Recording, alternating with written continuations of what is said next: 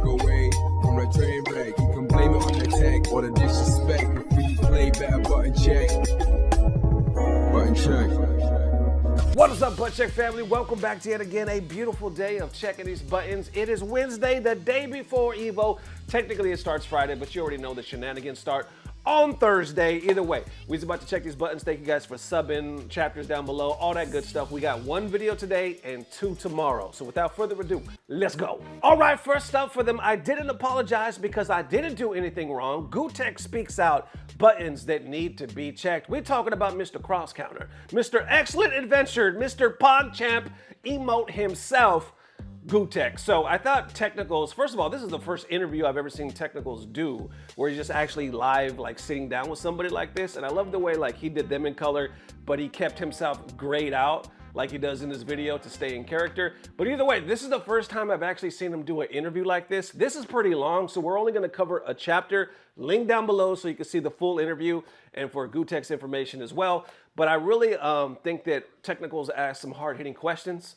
Ones I think we're all interested to know the answer for. So what we'll do is we'll watch this clip, and at the end, I'll give you my personal experience when I interviewed Gootecks. And anybody that I talk about on the channel or that I interview, it's not necessarily, it doesn't come from a place like, hey, I'm pro this person. It comes from a place that I am pro freedom of speech and I am pro your side of the story.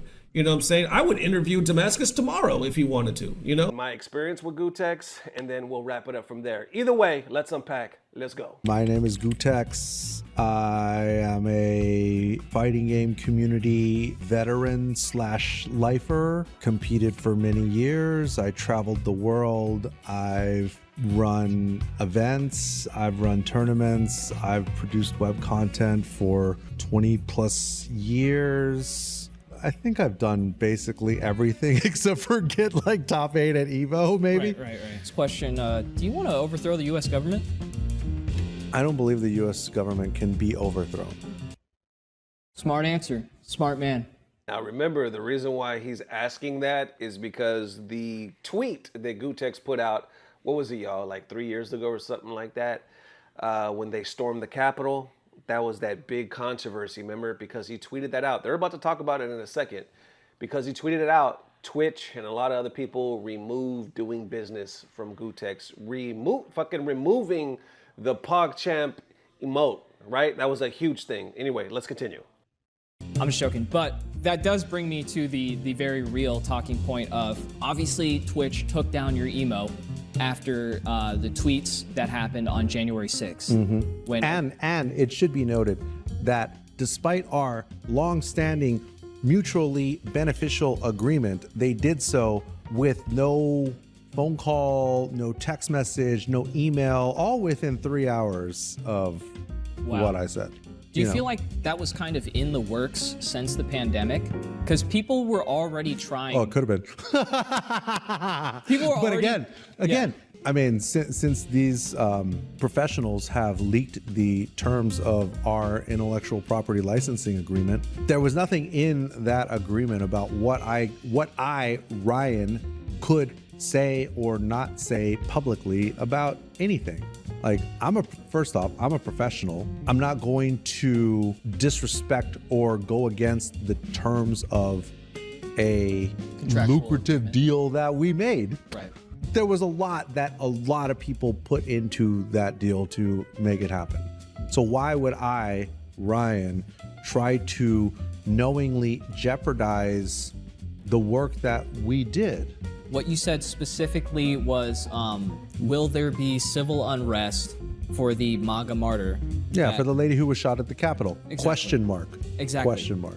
And civil unrest, it doesn't directly mean violence. It could also mean protests. There's civil unrest. There's lots of ways police brutality. There's lots of ways to be unrest civilly. That's what confused me, because I was like, civil unrest doesn't directly mean violence. Only a violent person would interpret it that way. When you read it, it almost reads like a point of hypocrisy. Like, will there be? Well, yeah, because you're smart. You see, because you could think. You see, I didn't say that. I didn't tell him to say that either. Obviously, there is a lot of context that gets lost in the written word on a platform like Twitter. Do you think the hysteria kind of like? Oh, 100%. Yeah, that was a pretty heightened moment in yeah, it was. media. But I was trying to be a snarky asshole by pointing out the hypocrisy that there wouldn't be civil unrest for the lady who was shot at the Capitol, in the same way that there was civil unrest for George Floyd or BLM. That's what I was trying to point out. Okay, do you think that Twitch, at the same time that the January 6ers were pardoned, do you think they should have pardoned your emote?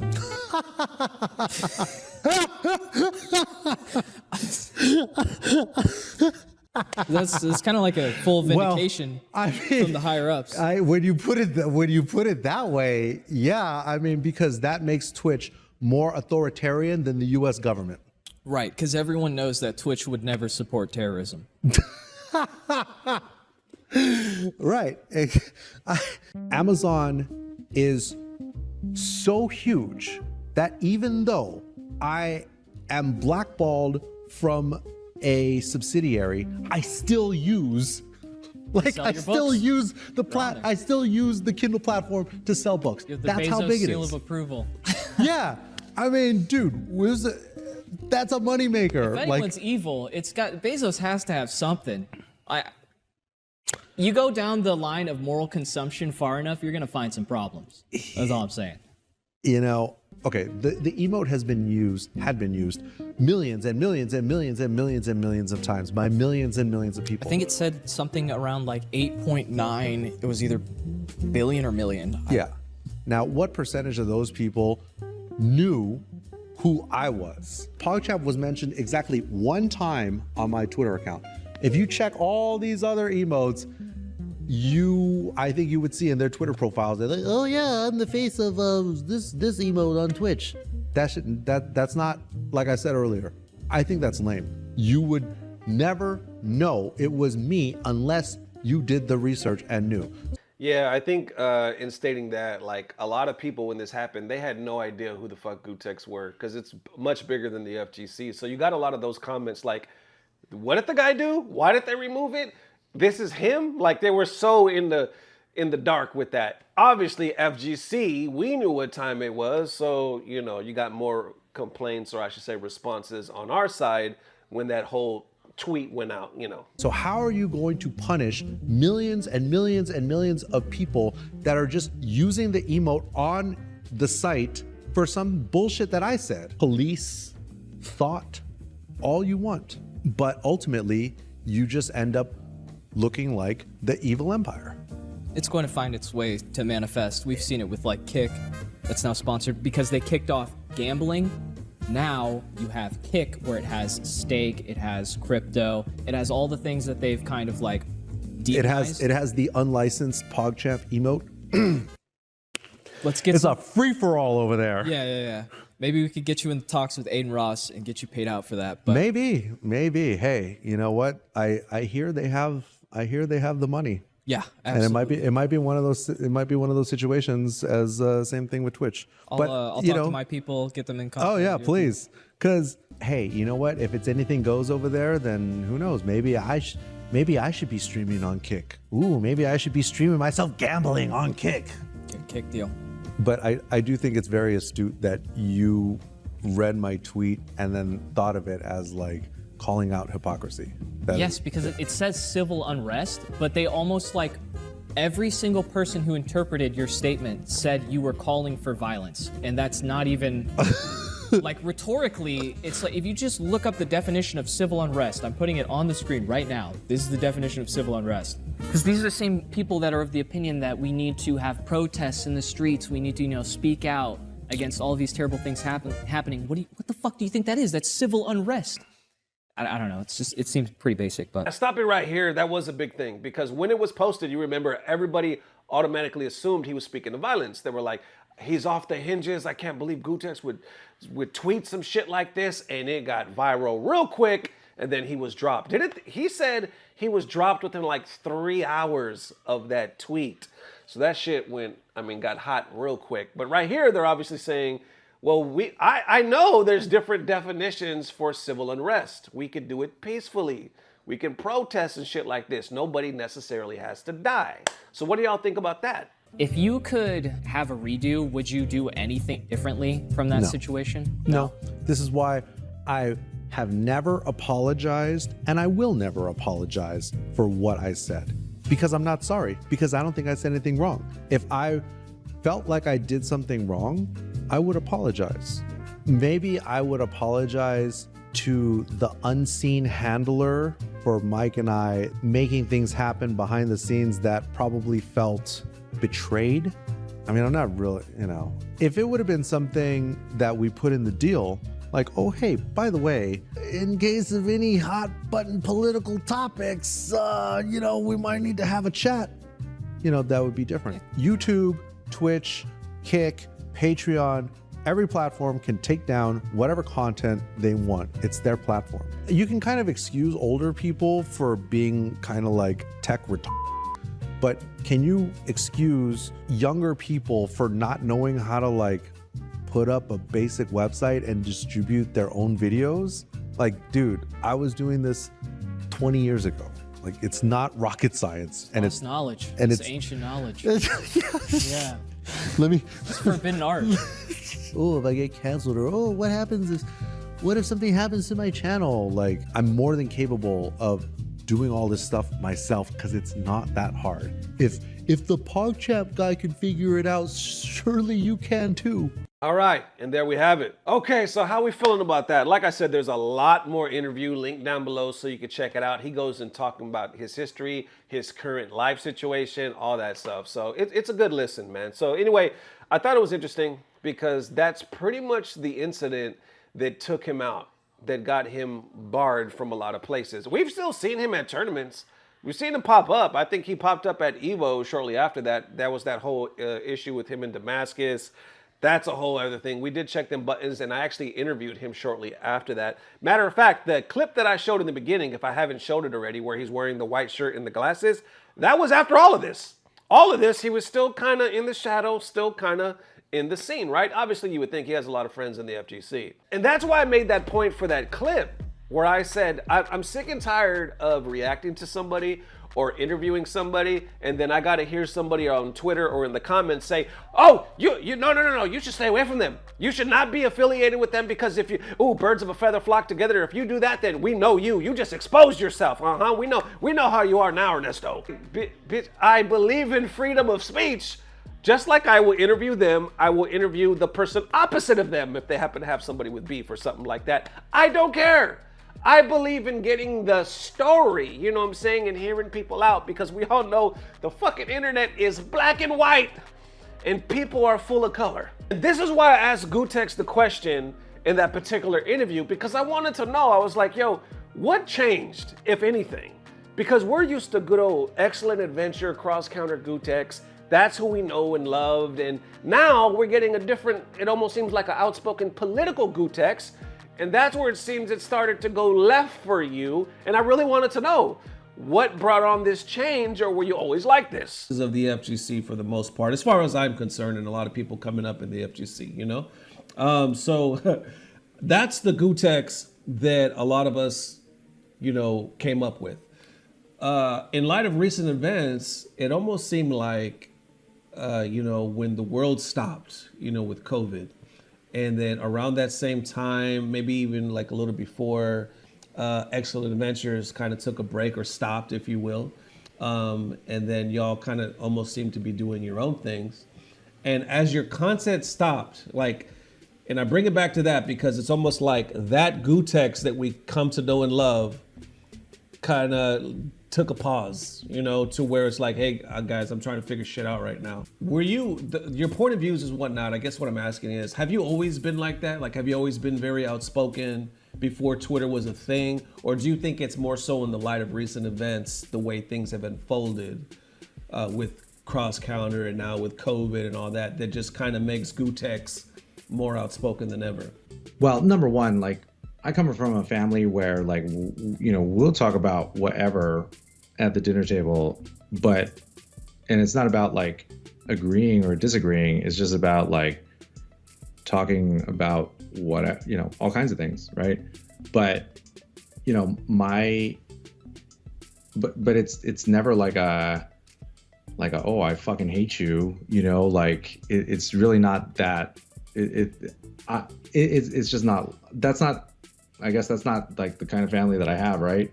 I think I just try to be the same person all the time.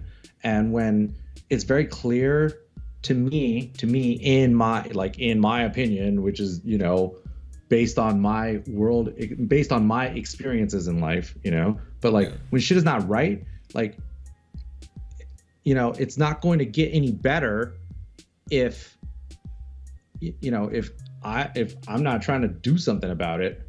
Not to say that the way I see things or whatever, I'm more important than anybody else. It's not like that. It's just like, well, how can I expect, if something's wrong, how can I expect anything to get better unless I try to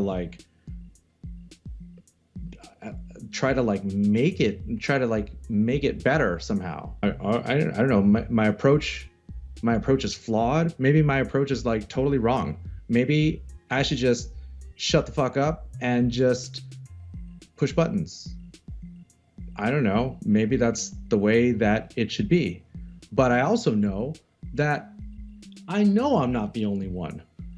I know I'm not, because people tell me, even if they tell me in private, they tell me that they're right there with me.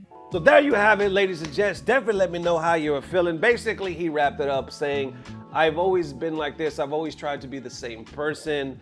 You know, with the shutdown of Excellent Adventures and how everybody got shut down, everybody was kind of going through a transition. And he said, I come from a family where we speak our minds.